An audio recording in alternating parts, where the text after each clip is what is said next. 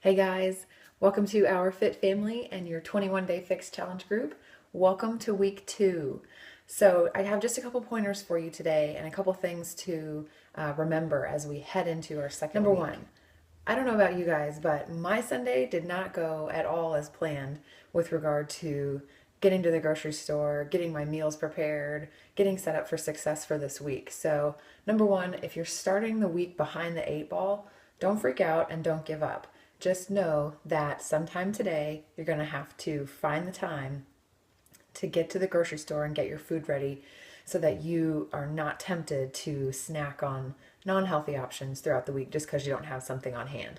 That's the exact situation that I'm facing right now because I spent all day yesterday messing with my computer that was messing up and it left me no time really to do anything else. Bummer, right? Life happens though, so don't worry if life got in your way as well. Just dial it in today and make sure that you get yourself set up for success. Week 2 is a great week where you're going to start really seeing some change and some results. Your body's getting used to this eating and the workouts, so you'll really be able to start stepping it up a notch, which is great. Okay, number 2 is, you know how last week we were all about, get me your measurements, get me your before stats, etc. I want to give you an example of why. Okay, so again, I'm just telling you from my own life yesterday, which was crazy. So all week long, I've been really good. I've been really sticking to the plan 100%. Valentine's Day night, yes, I definitely cheated. I had some wine. I had a bite of my husband's macaroni and cheese, which was amazing. So, yes, 100% on point except for one day. All right, fine. Last night, we're sitting around having dinner with friends, and I swear to God, they're literally eating cake in front of me, and I went through my mind, why am I doing this? I'm the only one sitting here drinking water and not having cake, and everyone else is having wine and cake for dessert in front of me. Great friends, yep, they are. But anyway, my point was, I started to question, is this really worth it? Why am I doing this? What am I really trying to get out of it? So I woke up with that attitude this morning, thinking, I don't really feel that different. I don't feel like I've lost any weight. I can still feel this stuff. Granted, my goal is not to lose weight, but to lose the fluff so that you can see the muscles I'm building. So I hopped on the scale. No change whatsoever. Not a pound. Not a body fat percentage. Nothing has changed. So I'm sitting there going again, well, is this really worth it? What? I'm up at 5 o'clock in the morning. What am I doing?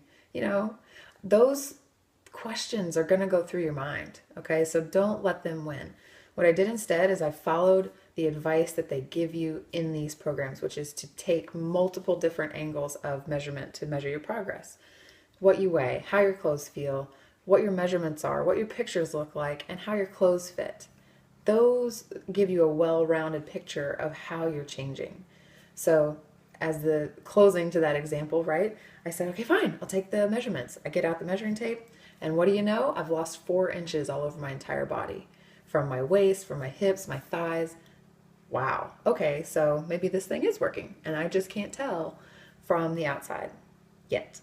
Okay, so the reason I'm giving you this long-winded, rambly message this morning is because my attitude changed from that moment until now 180%. I was suddenly really ready to go downstairs and get my workout done. I was really ready to make sure that I do stick with this eating plan and not give up on the goal just because I couldn't feel or see immediate result, or because there were so many temptations surrounding me, I wanted to just dive face first into that cake. So that's my message for you today is focus on why you're doing this, and not rely on anyone else to make you feel like it's a good goal. If it's good enough for you, it's good enough to pursue, okay? And that rhymes. The second thing is take your weekly progress measurements, whatever that means to you, whether that's jumping on the scale, which I think is the trickiest one, or taking measurements, taking more pictures. You don't even have to look at them, but just have them.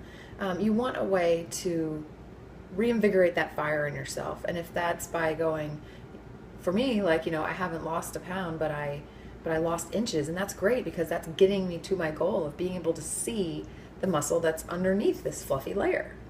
So I encourage you today to reconnect with why you're doing this as we go into week 2. Measure your progress because it will fuel your motivation. I guarantee you, every one of you in here, if you're following the plan, if you're doing your best, you are making progress, and it's just a matter of seeing it in one of those avenues, right? Weight, clothes, pictures, measurements, how you feel, your energy's through the roof. You feel positive about yourself or confident. Any number of ways to measure that you're moving forward from where we started to now.